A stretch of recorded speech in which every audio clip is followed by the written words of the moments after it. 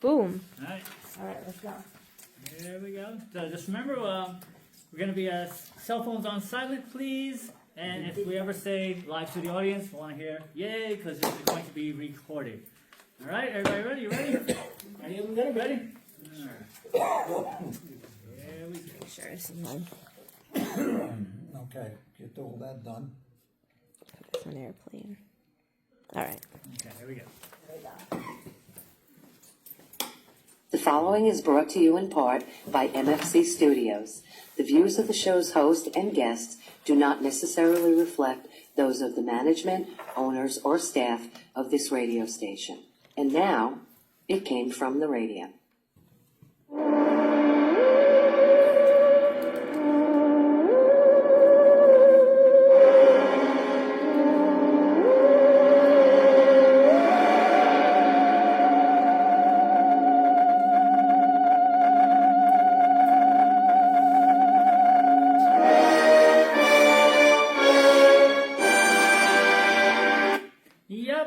And welcome once again to It Came From The Radio, the official show of the Big Apple Con. This is your host, Mark Torres, speaking. We're here in front of a live studio audience at the East Meadow Public Library for our 101st live show. I'm here with our senior correspondent, Charlie Saladino. Hello, fun seekers. My co-host, Man Jenny Feldy. Hello. And we're here with our special guests we're going to be talking to, with, and about, which is awesome. Makes my life easier because they're here. Author, actor, singer. Do you sing? I do a lot of things. Dewy. Thank you. It's a pleasure to be here. So as I mentioned, we're going to be talking to Dewy in just a few minutes. But before we do any of that, we have to take it away with the news. The news is brought to you in part by the fine folks at sci-fi.radio. That is sci-fi, For your Wi-Fi. as well as the fine folks of the Big Apple Con, of which we are the official radio show of, celebrating over 26, 7, 8, 9 years of comic bookness and pop culture stuff. For more information, go to www.bigapplecc.com. Their next convention is scheduled all the way in November on the 21st of this year. Tickets are not on sale now. Also want to give our shout-outs to our Patreons, of which there are Danny Grillo, award-winning director Jared Burrell, Millie Portez, Newsday famous Resin Media, Rosa, Yasmin Ray, and the Huracan. If you want to have your own little shout-out, go to our website, www.itcamefromradio.com. There's a little button on there that takes you right to our Patreon page. Also on our website is my book, Designated, a book about two warring alien races fighting over a newly discovered power source. The war finds its way to planet Earth, and as a result, some humans gain abilities. Issue 1 is on sale right now, and Issue 2 is coming out this year. All right, as always, we always start off with the sad news. So let's see what we got. First bit of sad news is actress Catherine O'Hara died recently from a pulmonary embolism with rectal cancer as an underlying condition. In her 50-year career, Catherine appeared in such movies and TV shows as Deadly Companion, Rock and Roll, After Hours, Beetlejuice and its sequel, Dick Tracy, Home Alone, as well as Home Alone Part 2, Nightmare Before Christmas, Wyatt Earp, Waiting for Guffin, Best in Show, Surviving Christmas, Chicken Little, Monster House, The Wild Robot, SCTV, The Completely Mental Misadventures of Ed Grimley, Married with Children, which she played the female dog, and on the episode that Cheech Marin was the talking dog, and she was the other dog in the episode. It's one of my favorite TV shows, that's why I remember it. 6 Feet Under, Skylanders Academy, A Series of Unfortunate Events, and The Last Kids on Earth, just to name a few. Of note, she was appointed an Officer of the Court of Canada in 2017, so that's like one of the highest honors you can get as a Canadian. She was 71. Charlie, you gonna run out there? Yes, I am. Okay, Yes, so go I on. am. So Jen, you familiar with Catherine's work? Of course, yes. You're a fan or not a Yeah, fan? no, I was a fan. I liked her in Schitt's Creek. She scared me in Home Alone a little bit. You know, because she came out like a mean mom. And I saw some controversy. People are arguing over this pulmonary embolism. They're saying that it's a cause from the vaccine and that it's an excuse and that that's not a side effect of rectal cancer. Huh? Dewy, you familiar with her work? It's kind of hard not to have come in contact with her. Like, I think the first thing I saw her in would have been the Home Alone series, but also quite loved her in Schitt's Creek, as well as just she was a very ubiquitous actress. You know, she was in so much different stuff, and she was almost always a standout in whatever she was in. What about you, Charlie? You're a fan? Oh my God, it's such a tremendous loss. I mean, to think of all the years that I watched her from Second City TV on up to all the movies she was in, especially Schitt's Creek, which was one of the funniest programs on, and just an all-around great comedian, and her timing was flawless. Even in her last, the commercials, what was it for Walmart? With Kevin Hart, when she loses him in Walmart and she yells, Kevin! Just like that was hysterical. Never seen. You never seen that? No. The more you're talking to you, it was like, yeah. So, moving on for the second and last bit of sad news. Actor Grady Desmond Wilson also died recently from cancer. While Grady was in a handful of movies and TV shows, he is perhaps best known for his role as Lamont, the son in Sanford and Son, for 135 episodes, which ran on NBC from 1972 to 1977. He was 79. Charlie, you a fan of Sanford and Son? Oh yeah, yeah. Actually that show was from a British show. They Americanized it, but he was so cool in that show. Like he just had to deal with his father, Red Fox, and he was just so cool the way he did it, and it's a sin. Another comedian. You a Sanford and Son fan, Jen? No? Dewey? Sanford and I'm Son? afraid that predates me a little bit, but it is. Of the shows that I know, and I know like Red Fox's like later stuff, it's very sad to hear about that guy though. Alright, so that is it for the sad news. So moving on to the not as sad news from the That's a Lot of Nuts department. That's a lot of nuts.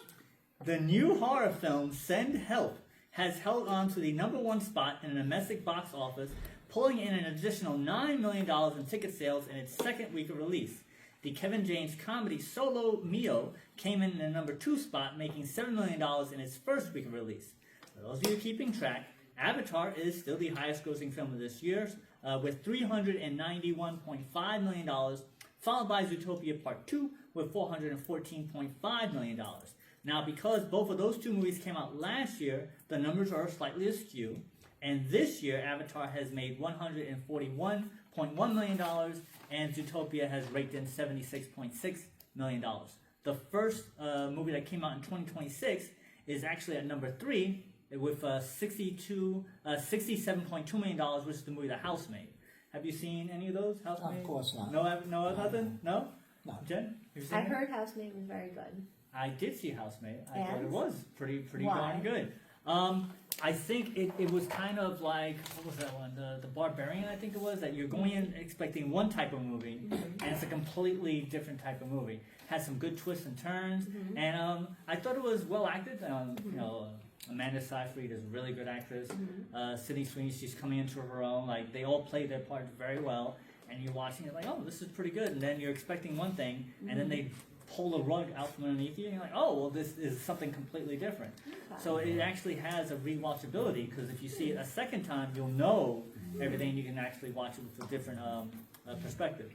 Dewey, have you seen Housemaid? I have not. Zootopia? I'm bad at my current movies. Not even Avatar? Not even Avatar. Ah, not even It's Avatar. alright, I didn't see Avatar. It's Yeah, good. Don't worry about it. Sorry about that. Alright, so moving on.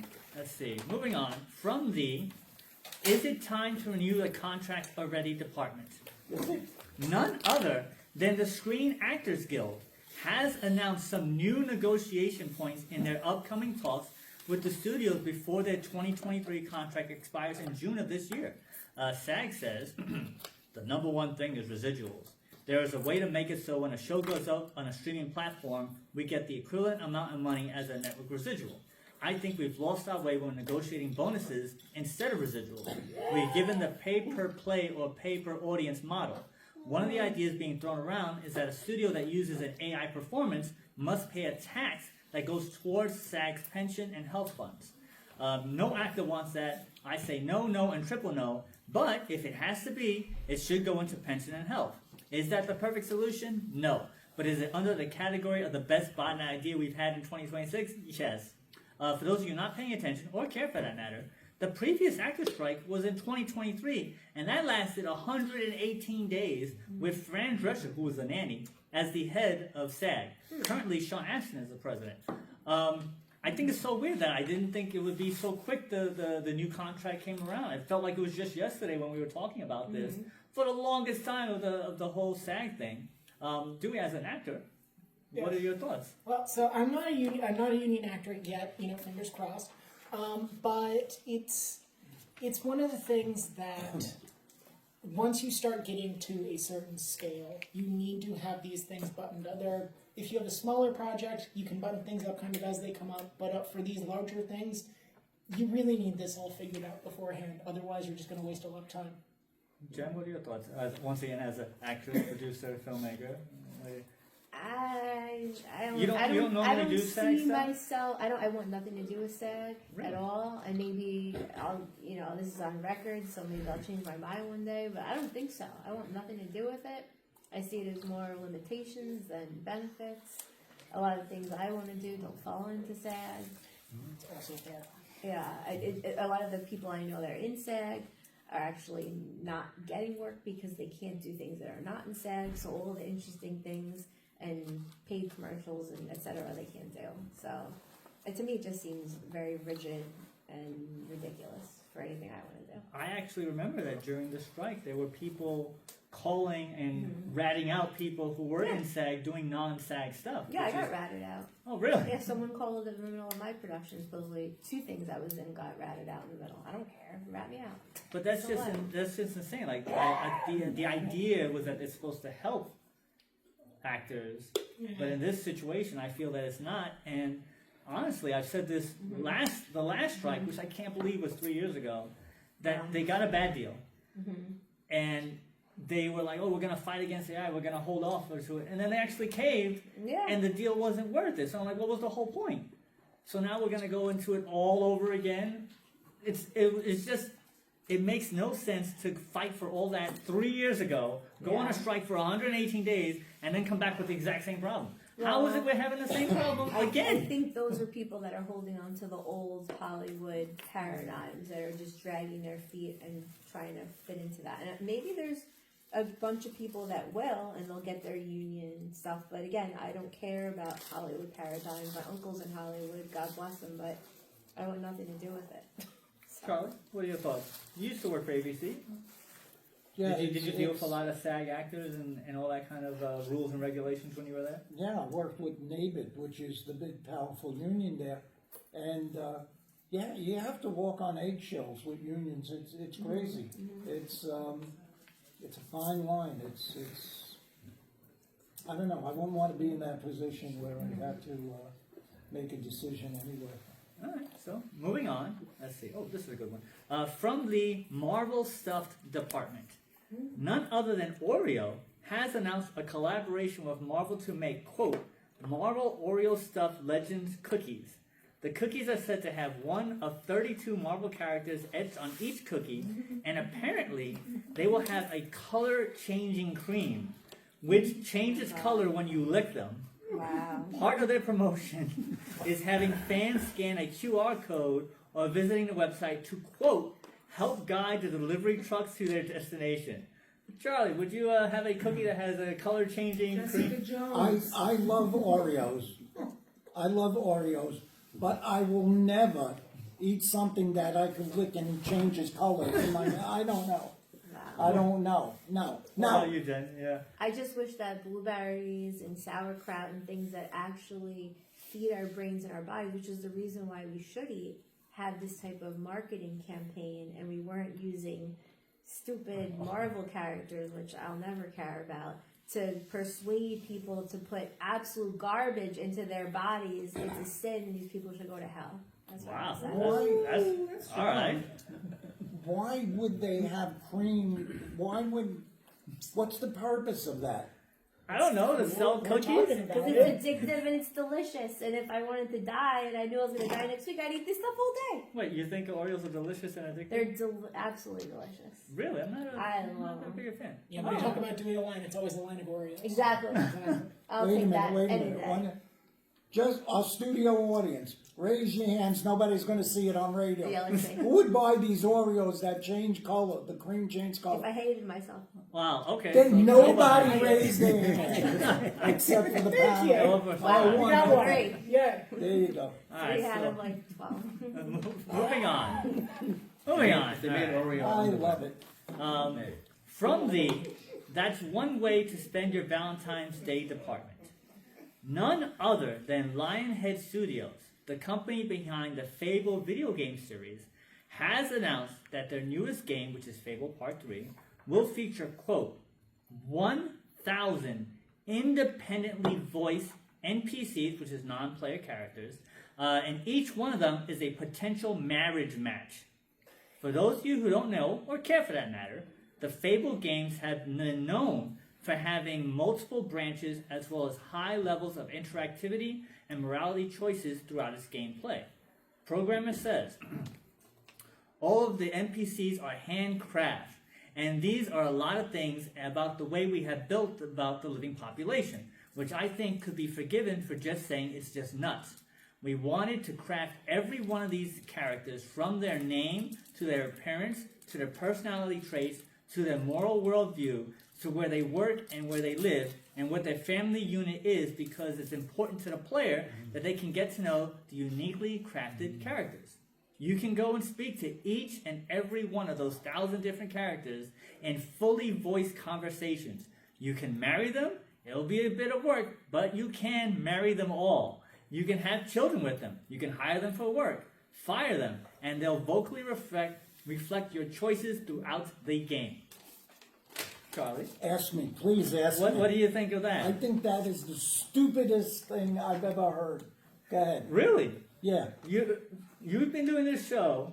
Actually, you know we're almost gonna that's hit. true. That's true. We're gonna hit our And 24th. one of the stupidest things Okay. I've ever heard. Because Okay, continue. for those of you who don't know, we're actually going to hit our 24th anniversary next week. We'll be Wow. doing this for 24 years. 24 years. The Fable game, I've actually played the second Fable game, and I see that the interactions with the characters, I think 1,000 different characters is going way overboard, but people do spend a lot of money and a lot of time on these video games, and if a game has replay value to keep them coming back, I think it's not a bad idea. Now, it's not like when you marry somebody that we've talked about many times before, that a person in real life actually married a video game character. That's not the same thing. So you can marry the character in the game. I think it's all right. So you can be a Mormon. You can marry as many as You can want. marry 1,000 different characters. Wow, look at that. I still don't care. Jen, what are your thoughts? And I like this as you can marry them all, and you can have children with them all. Yes, you can. And then you could have children and maybe marry your children. You- Hashtag Jeffrey Epstein, you know. So it's like a virtual stand. Really? And maybe you could hire them for work, which is the only reason to have children. So yes, is to hire them for work. because it's a time game. So you know they grow up and they get older, and you leave the town, you go on adventures, you come back, they grow up and have kids. To I quote mean- him, And what kind of practice would this be for real life? Do you think this is going to help set people up for real life to be successful in work and marriage and child rearing, or do you think it's going to be the opposite? I think it's designed for them to keep them playing the game for as long as possible, and So that's then they the won't idea. have children and they'll be busy playing the game. That's the idea, is to keep them playing the game. That's the whole point of a game, is to keep them playing the game. All right, yeah, Right. yeah. Do any thoughts? So the Fable series is fraught with I didn't see if that was Peter Molyneux specifically there, but whenever he was like introducing the series back in the day, was famous for over promising and Under-delivering. and like the actual product. If you go back and you look at a lot of the features that were like boasted for the first Fable game, and Fable 2 for that matter, and what actually ended up shipping, it was completely different. So I'd see this more as like marketing and Do you trying think to it's make something. hyperbole and just a lot of? I think you'll be able to do it, but in a way that doesn't actually make sense gameplay wise, because a lot of what informs the thing that's left out of that is when you're talking to a character in a game, there are two things that are important. You have that character, which it sounds like that's where they're putting all of their effort in, and then why are you actually talking to this person? What do they have to do with the plot? And you just have a bunch of sandbox characters. There's not going to be much you can really do with that. Not really. I mean, you could do some narrative stuff, but if they're just existing to exist, then now, if you marry a lot of characters. Will the other characters be jealous of the Right. other characters? Right. Maybe. And what type of conversation? Just need It to says know you can that. have fully voiced conversations. Yeah, fully voiced. What So- kind of so they- conversations so would you have apparently- with the game? Apparently, they hired 1,000 different actors Yeah. to voice to record voice lines like Siri. You know, they record and then they use the different inputs. So you say one thing and then they'll respond and then they'll have conversations. So they recorded all this dialogue Mm-hmm. to have interactions with the characters. So that way, it gives you an immersive experience. Having conversations with inanimate objects is maybe too far. Maybe. People do it all the time now. I don't know. People talk to their Yeah. phone all the time. Like have conversation with their phone? Yes. Who? I don't know. What? Isn't it the whole chat GP thing is that they're talking to there has been with the whole AI revolution that there's people that are talking to their computers. You know these And- people? I don't know. Do you know anyone who has conversations? with Do I this? know anyone who Yes. who personally has that level of conversation? No. And- yeah. However, I Yeah. do know some people who do talk to the chat GPT, not speaking, but they do type in Right. conversations. Oh, wow. But it is in a situation where they are having interactions with an inanimate object. I mean, I just mentioned that the guy married the character, and Yeah. he had, and then the guy who made the Scarlett Johansson robot Yes. that I was used just Scarlett thinking Johansson that. AI, and Yeah. he's talking to Scarlett Johansson, and then has the relationship with the character. Like, Yeah. it's happening now. Now I know my mom says thank you to Siri or Alexa. And you know what? I think for people maybe they have fractured relationship with their brothers, siblings. Maybe this is good. So if your family's not cutting it, okay, you could talk to your phone or something. Maybe that's not such a bad thing. I don't know. All right. So moving on, the last bit of news. What on? Thank God. From the surprise that surprised no one department. Just a few months from their New York Comic-Con announcement that the Ultimate Universe would end, none other than Marvel has announced a new line of comics starting in May of this year with the reborn Ultimate Impact. Executive says, the end of the Ultimate Universe is here, but its legacy will live on.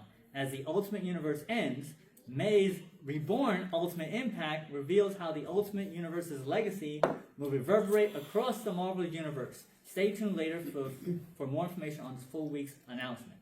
Now, I was at New York Comic-Con, and they had the Marvel guy up there, and he made his announcement that this universe would end. And it was hilarious because nobody in the audience believed him. There was no fanfare, there was no they're like, oh, all right, because they keep on doing this type of thing all over. Superman is dead. And then he's not dead, and then Yeah, he's dead he again. came back 5,000 times. But I would think that at this point in time of making comics, because they've been making comics for 100 years already, you would think that making an announcement that one of their most popular universes is ending, killing them off would not make any type of reaction because it's a stupid thing. No one will believe. And then this is exactly what happened. They're gonna bring it back. That's Not like, even a year has passed. That's by. like them standing up there and saying, Marvel and Disney doesn't want to make any more money. Thank you. Goodbye. Yeah. Thoughts? Yeah. I mean, I guess they're just gonna keep continuing as long as people keep drinking soda and listening to Beyonce. It's all the same stuff to me.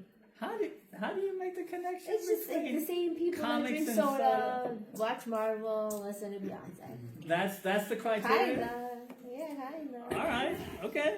You know, like go watch your Marvel movie, go drink your soda, And eat your Oreos? go have your Oreos. You know, it's all You're a comic for the fan. next Any one. thoughts? I kind of fell out of this current universe. I feel like, what was it? That it was like, I know Infinity War and Endgame were the big ones. Right. That was the last ones that I really saw. After that, it felt a little too much like doing homework to go watch a movie. And I go to a movie to enjoy myself, not to feel like I'm behind the entire time and like, oh, that's this person, you know. So I will say I'm not surprised that they're bringing it immediately back. It's like when Microsoft said Windows 10 was going to be the last Windows. It's like, sure it is. They but said Yeah. that? They did. Yeah. They did when they were releasing They it. It was keep supposed to be the last version of Windows ever. Ever in No, the history of see how ever. that went. So that's it for the news. Oh, So thank God. So Thank we're going God. to I take a couldn't quick take break it. in front of our live studio audience. Yeah. Live studio audience, that's what happened. We'll be right back with more. It came from the radio. Hey everybody, this is Todd McFarlane of the record-setting Spawn comic series, and if you're looking for... Back to It Came, and welcome back to It Came from the Radio, the official show of the Big Apple Con. This is your host, Mark Torres, speaking. We are here at the East Meadow Public Library for our 101st live show in front of a live studio audience. There we go. A little more life in there. And I'm here with our senior correspondent, Charlie Saladino. Hey, We have Man Jenny Feldy. Hey. And we're having actor and author Dewy. as our hey. So usually we have, I usually meet people beforehand, I invite them down, but actually this is our first time meeting. It is. Well, in person. We talked a In person, little we talk virtually, but now we've actually met in person. So why don't you tell us a little bit about yourself? Absolutely. Well, it's all a little about how we met, and then I'll transition into that. Sounds good. So yeah. So among the variety of things I do here right now, the main thing I'm going to be focusing on is my book, but I do all sorts of fun stuff, from YouTube series to TV stuff to short films, all sorts of fun things. But one of the things that I do is an offshoot of a project called Has Been on Broadway, where I kind of took on this title of the Radio Demon, and I started running with it for an in-person show and then later eventually a radio show. And I was on for my the Radio Demon's Lair stuff, and I saw radio, and this came up, and I'm like, oh, I have to say hi. I mean, I feel like I wouldn't be earning the title if I didn't at least introduce myself. So here I am.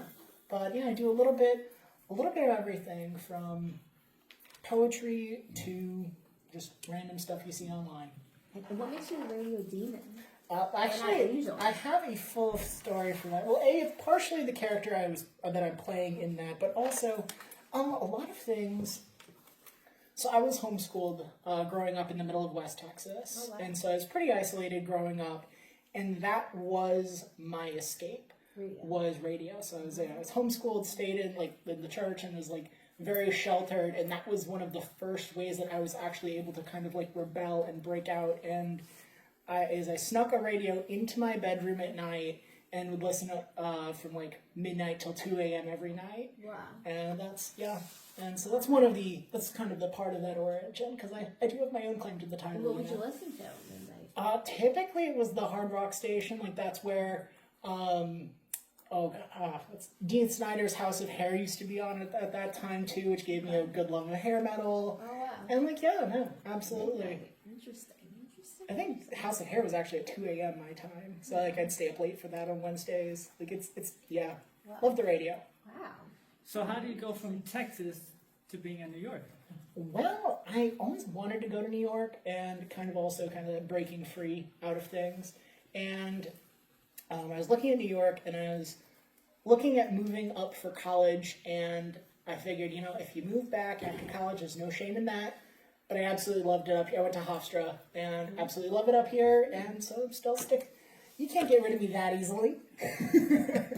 So you went from being the radio demon to a author, a poet of sorts. Yes. Well, yeah, not just a poet of sorts, a poet full stop. This is my attempt at writing. One of the other things that I do is I'm a professional tarot reader. Oh, wow. And so this book is kind of focusing on the archetype of foolishness as something that is not necessarily something to be avoided, but something to really enjoy and enrich your life. Because if you do the smartest thing all the time, maybe you end up in a great spot, but it sure is boring. And so I like to have a bit of foolishness, and that's kind of what I try to do for this book. So it's it comes in 3 parts. It's poetry, short stories, and then spells. Which I don't know how y'all feel about magic, but we're going to be getting magical soon enough. Cool. Okay. But for example, the spells and a lot of my personal magical practice is very focused on being a person of science as well. So we'll jump the. Actually, I think I know this one from. We're going to do. How would you all like to learn how to be invisible? Yeah.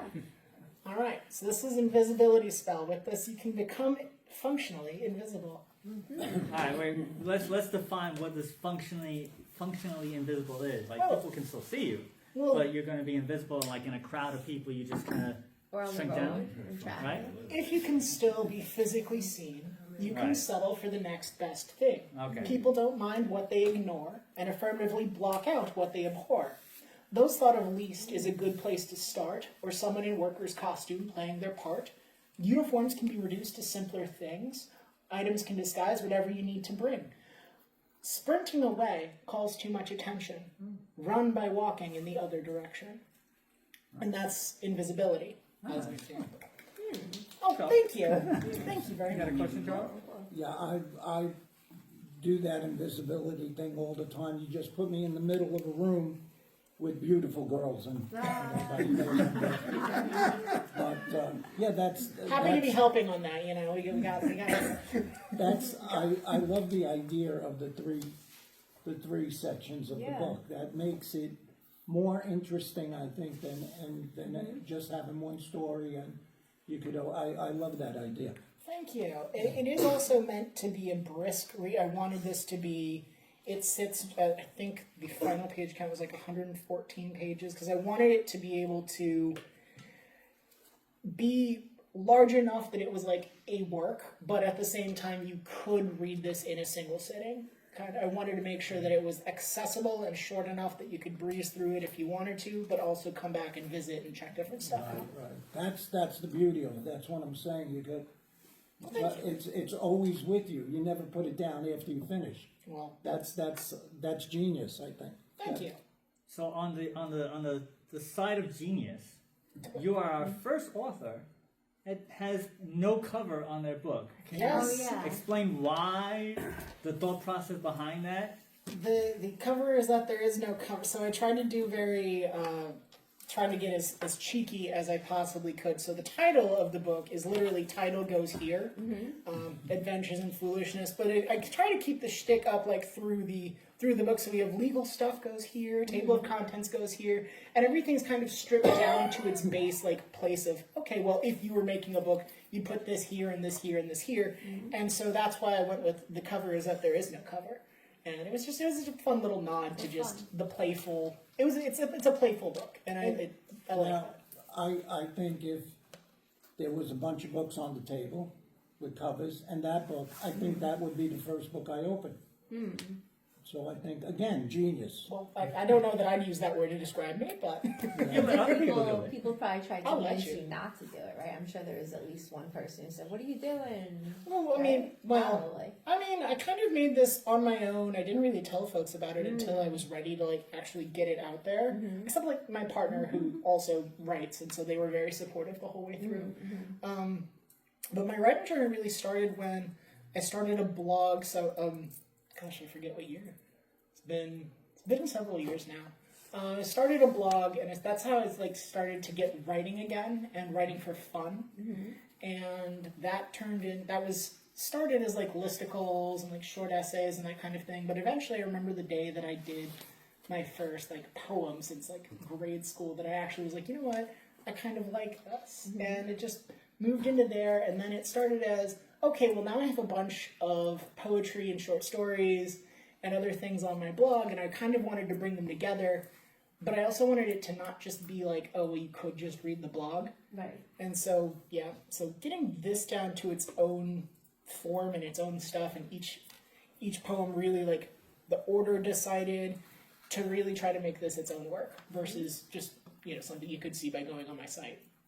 So spells. Yes. So, like, I've texted things and then gotten specific things that I've texted, or I'd say, I wish this, and then it's happened, or I have like 2 little assembly lines in my house. It's like things are getting done, and I put things in the do this now, and then people I haven't heard from in years, those 2 people in the do this now contacted me within 24 hours, and I hadn't heard from them in years.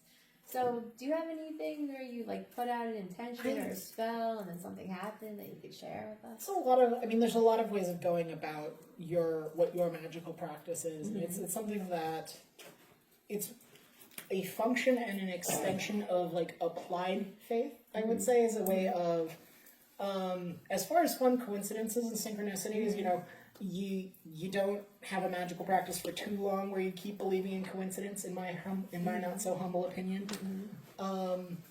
But as far as like doing things, I mean, it's the quintessential act of magic is taking what's inside and taking something that happened in your head and putting it into the world. That is the quintessential act of magic, is taking something from in here to out here. And so, honestly, the thing with that and will in general is it's the things that we find ourselves coming back to over and over, and those are the things that we tend to do large projects in, versus, something that's all done in one large, showy, here you go kind of thing, versus, the little things that you come back to, it takes you a few years or so, and you just put a little bit here, a little bit there, and those are the things that get done. So when you're constructing the book, how did you decide? Is it just a third, or? It's how roughly a third. It's roughly that. I think the poem section is the longest one, but they're roughly the same size, and that was on purpose. So how much was left on the cutting room floor that didn't make it into the book? Oh, a lot. As I had. Would you say that it's enough for 3 separate books? I could have, but I really liked the flow of this and like the tying theme of foolishness. I think my next book is might be more a single format throughout versus this one. But it might also be I'm still figuring exactly what that looks like out. But I really got to play with how this came together, and I had fun with that. So you say you also do a tarot. Do you have your own deck? Did you make it? I never leave home without it. Never leave home without it. So do you find that? So I used to have a friend of mine who actually used to do tarots, and he was. I would say, if anybody I ever met, I felt like he actually was psychic. I'm very skeptical, but I am open-minded. You should be skeptical, just like you should be. So actually, as I've talked to Jen about this all the time, that a lot of times that we do the show, something happens within that week that actually kind of matches up with this.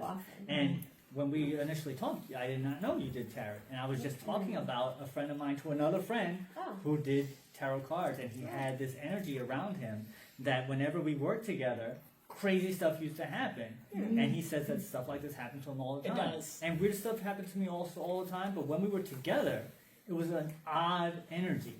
Do you also find that as well?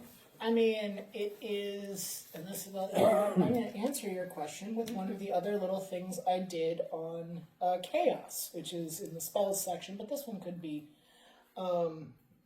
because one of the things that I always like to say this is that the trick of tarot is that every single card has good advice attached to it.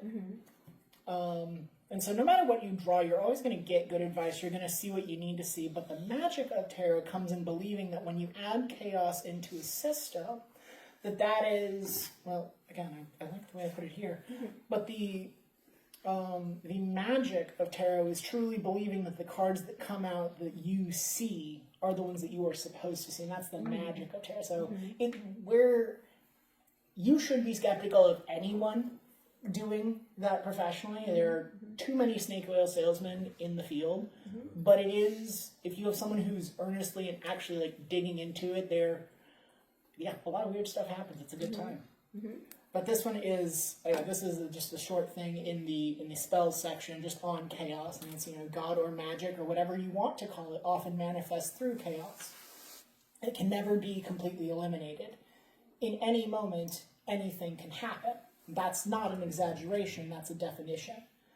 But it can be minimized. All you have to do is plan or put up a wall. Chaos knows when it's invited.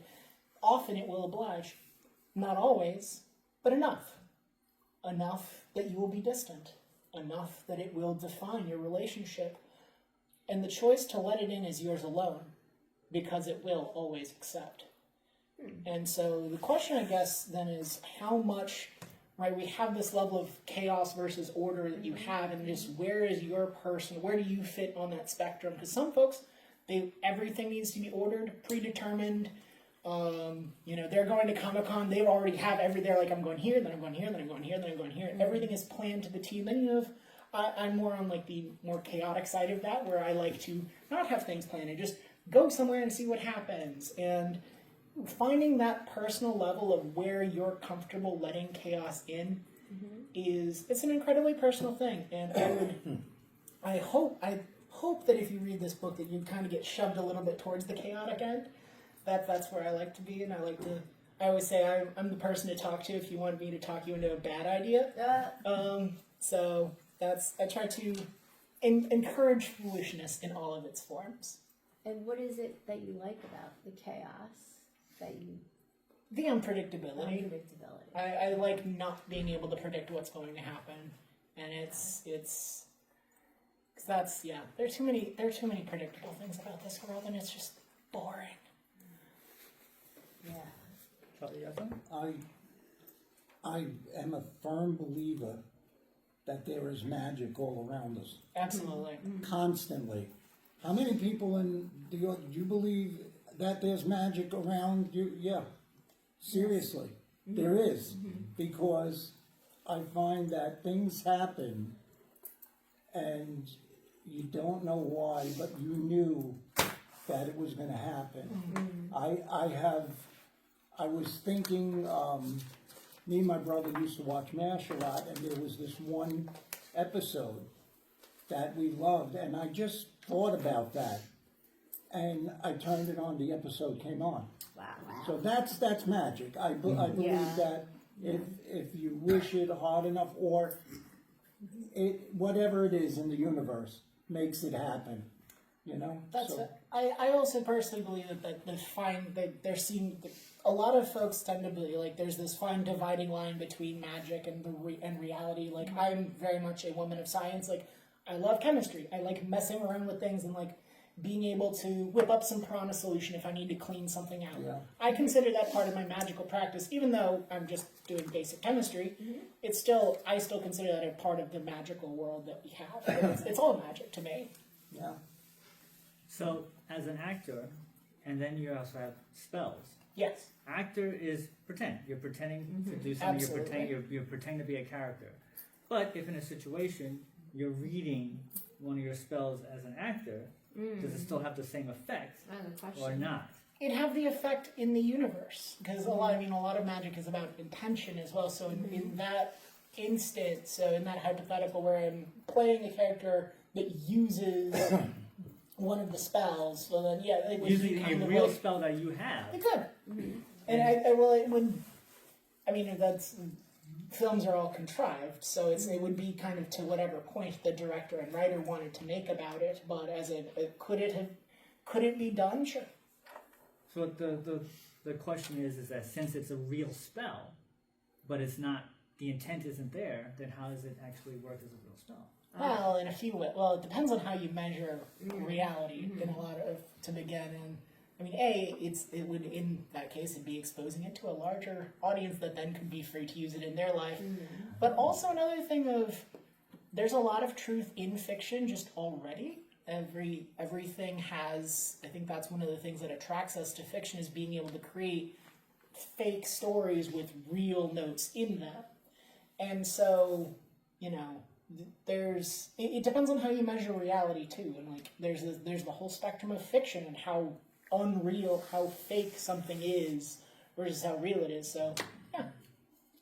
And you mentioned earlier that you love chaos and you love just kind of going along with it. Yes. Is that part of the reason why you had that journey from Texas to now doing acting and writing and creating? It's definitely. I mean, yes. If I wanted to do something that was a lot more predictable, I would be doing that. This is definitely a very unpredictable field of work and an unpredictable city. I will say, anything can happen. You're walking down the street, and I mean, I also just enjoy my unstructured time. I'll just get on a random subway, see where I end up, walk around for a bit. Just enjoy yourself. It's all cool. But on the flip side, acting is supposed to be very, stick to the script. There's a lot of people trying to make something happen, and it's very strict. You got to be here on time. You got to hit your thing. So how does that work with the unpredictability and the energies and the loose form of it? I mean, I can play someone who is. I think it's easy. I think it is easier of someone who kind of leads more on the chaos side of things, and it's easier for me to get in the headspace of someone who's a bit more regimented, and because that reasoning is a little more concrete and a little more played out. So I think it's easier for me to get, if I was playing someone, it'd be easier for me to get in the head of someone who follows the rules, like, and has more of a predictable life. But as like personally, I just let that be. That's the work, right? You do the work on screen. That's not you. That's a representation someone else is coming to make, and like it's kind of you, but it's not really you. And so, you know, work is work. If I need to be somewhere by a specific time and I need to work, that's fine. But I also enjoy keeping some time for myself that I can just do whatever I feel like. And does that frame of thought make it easier to create things? It does. It also makes it easy to bite off more than you can chew. But I think I'm at the point in my craft where I like have a good amount of stuff going on that I actually can stay on top of. I actually have a little bit of a poem that's kind of on these lines about caring about how things are being done. Because I much prefer to be kind of like flowing through society than necessarily acting in its regimented roles. And so this is kind of, I actually have a poem on that I think, Yeah, let's hear it. I think you'll like. This one is called A Resignation Speech. I do not long for broad authority beyond the small degree I need. I don't plan to bow before any man, but otherwise I'll typically accede. It requires a patience I do not possess, commitment I am unwilling to make, all for a thankless job that is never ending while friends and family you forsake. To those that seek an unending supply, I have some unfortunate news for you. You're hardly the first to take these steps, no matter what you think you knew. The throne is called for generations. All who sit upon it have been changed. Perhaps you'll be different after all, but forgive me if I remain at a range. Either your friends become your subjects, or you can provide them their own class. But all will claim you're being unfair, no matter how you appoint your brass. The throne can claim benevolence, but its interests are in the way. Individuals value their autonomy. Authority needs to take that away. Every decision is of lesser evils, as the throne makes you its fool. No matter how you play the game, it's designed to be a little cruel. You can find me in the eternal fight, but not on the side of you. Perhaps I wouldn't have done better, but I will not be told what I can do. I begrudgingly admit some necessity. A power vacuum would truly suck. If this is the career you want to pursue, I wish you the absolute best of luck. I'll continue to keep my distance from my irreversibly altered friend. The throne claims yet another victim, all in the name of what we pretend. I'm happy to hold little authority. Instead of a throne, I'll take a stool. My time unessential, yet mine alone. Don't you have a world to rule? Nice. Thank you. Charlie, you got a question? No, I'm good. I'm enjoying this. Jen, question? What's your favorite acting role and why? Oh my god, that I've done personally. So I'm still relatively limited in what I've done. And the two roles that come to mind is one current role that I'm in, and one that I was in was a short film called Triceratops. Where the character I was playing was like the kind of arch villain of everything, and it was a lot of fun. It was also really fun to be in a full dinosaur suit. And Oh just, my god. it's a good time. It's a really fun. It was a fun time. It was very well. I was very happy with the writing of that film. I thought it was a hilarious little film. That's probably my favorite of all time. Was Draco Rex in that, and then my favorite current role is probably it's a time between something that's getting shopped around now, which is called Nanya Beats and Wax. It's the pilot's out, and we're shopping around the season, but my character there is called Kate Gump. And she is in this law firm where she is very much the party person, and always at the happy hours, always looking to have fun with the job in a very like serious environment, and that comes out in some really fun ways. And then the other one that I enjoy has been on Broadway, but I'm basically doing a lot of the work on that, so I get to make my own part, and it's a good time. Although we have a new production company joining us on that, so I shouldn't say it's just me anymore. And what were some villainous things you did as the dinosaur character? Oh, I mean, I trapped the protagonist and fed them to the Triceratops. Oh my Like, it was a time. Where do we see this? You can still see it on YouTube. There's still copies on YouTube. Okay, cool. And there's copies. Everything is on my site. I need to see this. Which is Dewy, DEWY.NYC. Okay. And then, you can watch Triceratops from there. Okay, that sounds really Good time. cool. It's a Very fun cool. time. A perfect transition. Social media time, where people will see more of the work. And a little bit about the Nunya Beads and Wax. Nunya Beads yeah. and Wax, yes. When I saw that, I actually thought that was a real law firm till halfway through. I was like, wait a minute. So was that the intention to be an ambiguous that maybe this could be kind of real, maybe not? Or was that it just spoke to me in a certain way? I was like, holy crap. It's meant to be taken as like a stand-in for an actual firm. And it's trying to show like actual issues in law while being an office comic at its core. So social media, what can people find out? Honestly, the best place to find anything is my website. That's where I put most of my stuff, and it's where you can really find everything. That's, like I said, it's Dewy, DEWY.NYC. I have an Instagram, but you can see it on the website, and that's where I have everything coming out from my weekly radio show to books, to poetry, to the blogs that I talked about. It's all there. Do you play music on your radio show? I do. It's mainly a musical review. So where I'm going through and like I take a deep dive. We did one in gender studies that was actually fascinating, exploring like how gender has been explored in music through different songs. It was actually it was a fun episode. But yeah, so take on a random topic and then explore it through music. So you were kind enough to raffle off your books. Why don't you Absolutely. once again describe what's in the book and what are they getting? All right. Well, you're getting something that I hope is going to mess with your head a little bit, but it is an exploration of foolishness through poetry, short stories, and spells. And I hope you have a fun time.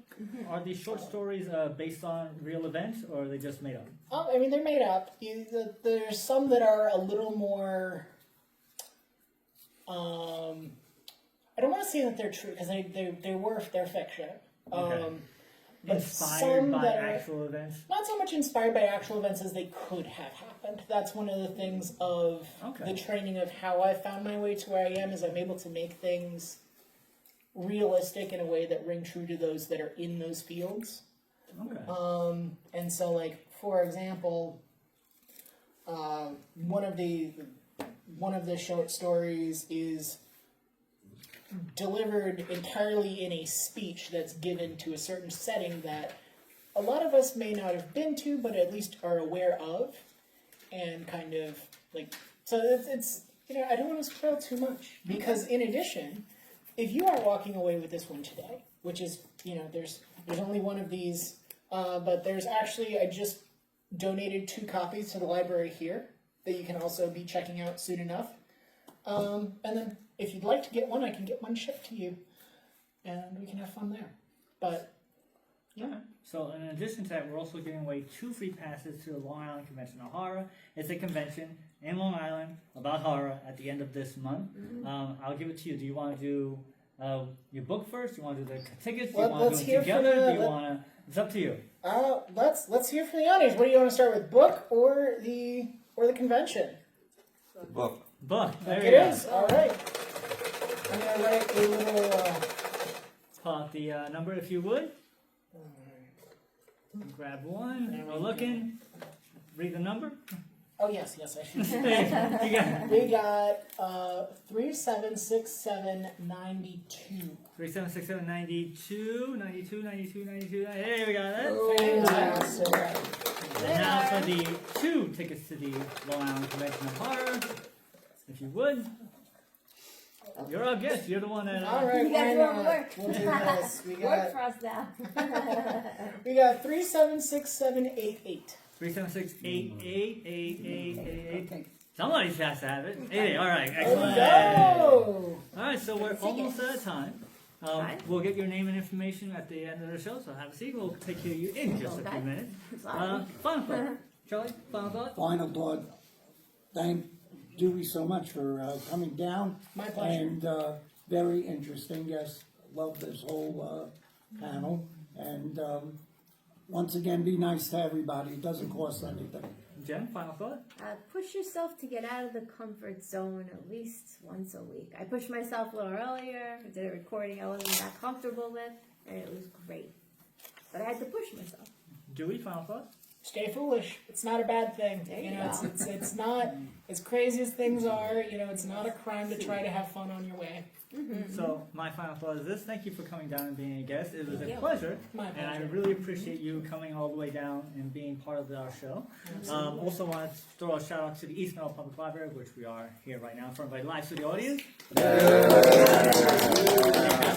Tons and tons of free programming. More information, go to www.eastmeadow.info. And they also have a convention that's coming up on April 26th, 25th, and 26th is the MCon. They're going to have performances, and it's an anime fest, and it is their 16th year at the East Meadow Public Library. And best of all, it's free. So also, our next show is going to be on Wednesday, March 11th at 7 p.m. Eastern Standard Time with another book author. Is going to be Demel Elliott Hubbard, and she'll be giving away, raffling off a copy of her book, David's Kingdom. And we'll also be raffling off 2 tickets to the Long Island Convention of the Long Island Trading Card Game Show, which is a 2-day event. So that about does it for this week on I Came From the Radio. Join us right here and every week on this radio station. If you miss any part of the show, Tough.